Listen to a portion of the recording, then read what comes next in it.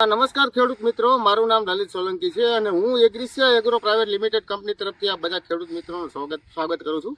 આજે આપણે જસદણ તાલુકાના લાલકા ગામમાં એક ખેડૂતની મુલાકાત કરવા આવ્યા છે. એવા એક ખેડૂત એટલો પ્રગતિશીલ છે કે તે પોતે પણ અવનવી પ્રોડક્ટની માહિતી ખેડૂતને આપી શકે એવા છે, સક્ષમ છે. તો આપણે એક ખેડૂત મિત્ર પાસેથી આગળ માહિતી વધારાની લેશું. તો કેમ છે રાજેશભાઈ? રામ રામ. હા, રામ રામ. રામ રામ. હવે તમારો પરિચય અને તમે આપણી એગ્રીસિયા કંપનીની કઈ કઈ પ્રોડક્ટ વાપરી હતી, ક્યાં સ્ટેજે વાપરી હતી અને રિઝલ્ટ તમને કેવું મળ્યું તે આપણા ખેડૂત મિત્રોને જણાવો. તો ખેડૂત મિત્રો, મારું નામ રાજેશભાઈ સાકરિયા અને હું પણ યુટ્યુબ ચેનલ ચલાવું છું. શક્તિ ફાર્મિંગ એન્ડ એગ્રીકલ્ચર મારી ચેનલનું નામ છે. અને હું પણ ખેતીની અંદર જે કાંઈ માવજત કરું અને માવજતમાં જે કાંઈ પ્રોડક્ટ હું વાપરતો હોય, એના રિઝલ્ટ મળતા હોય, ફાયદો મળતો હોય, એ હું વિડીયોની અંદર જણાવું છું, જેનાથી ખેડૂત મિત્રોને પણ જાણવા મળે કે ભાઈ રાજેશભાઈ આ વસ્તુ વાપરે છે તો આમાં રિઝલ્ટ મળે છે. એટલે અને રિઝલ્ટ મળતા હોય અને મારું જે કાંઈ મોલ વાવેલો હોય, જે કાંઈ પાક વાવેલો હોય, એ પણ હું વિડીયોમાં દર્શાવું છું કે ભાઈ આની અંદર આવા રિઝલ્ટ છે. તો મિત્રો, આ જીરાની અંદર પાયાનું જ્યારે ખાતર જીરાનું વાવેતર કર્યું ત્યારે પાયાની ખાતર એની સાથે કાર્બન વાપર્યું હતું, જે મને મારા મિત્ર લલિતભાઈ આપ્યું હતું.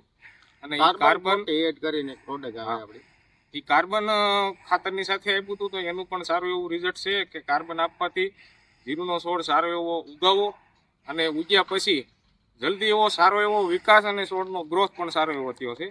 અને ત્યાર પછી કે જીરું ઉગી ગયા પછી આપણે પિયત મૂકી દેતા હોઈએ છીએ કે આપણે 15 કે 20 દિવસ આપણે ન પાતા હોઈએ. જીરું થોડુંક મોટું થઈ જાય પછી પાઈ, તો જીરાને છોડને તાણ પડી ગયો ને પછી આપણે જીરું પાઈએ અને ઠંડીવાળું વાતાવરણ હોય અથવા વધારે તડકા પડતા હોય તો જીરું જાંબુડિયા કલરનું થઈ અને છોડ કોઠડાઈ જતો હોય છે, વધતો ન હોય, વિકાસ ઊભો રહી ગયો હોય. પછી આપણે પાણી પાઈએ તોય વધારે જીરુંનો છોડ બેસી જાય, વિકાસ ન થાય, જાંબુડિયું થઈ જાય. આ પ્રશ્ન મારે પણ આમાં બનતા હતા. અને મારે આમાં જીરું ઉગ્યા પછી જે પિયત આપવાનું હતું, ઉગ્યા પછી 20 દિવસે, તો અમુક છોડાની અંદર જાંબુડિયા થઈને કોઠડાના હતા.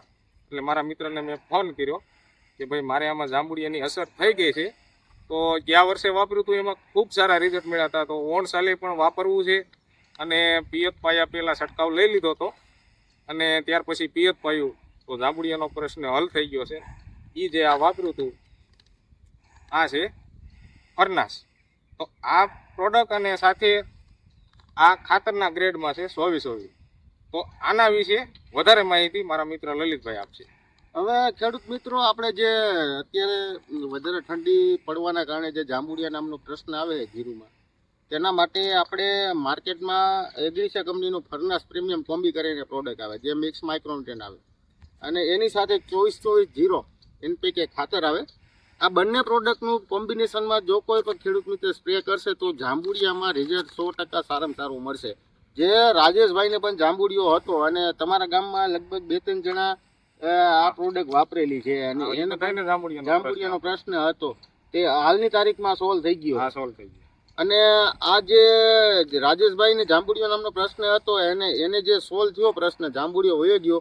હવે એ જોઈને આપણે એક ખેડૂત મિત્ર છે એની બાજુવાળા પ્રશ્ન છે, એને એ જ પ્રશ્ન છે તે અત્યારે જોવા આવ્યા કે ભાઈ કઈ દવા તમે લઈ અને મારે છંટકાવ લેવો. તો તમારું જરાક પરિચય આપી દો.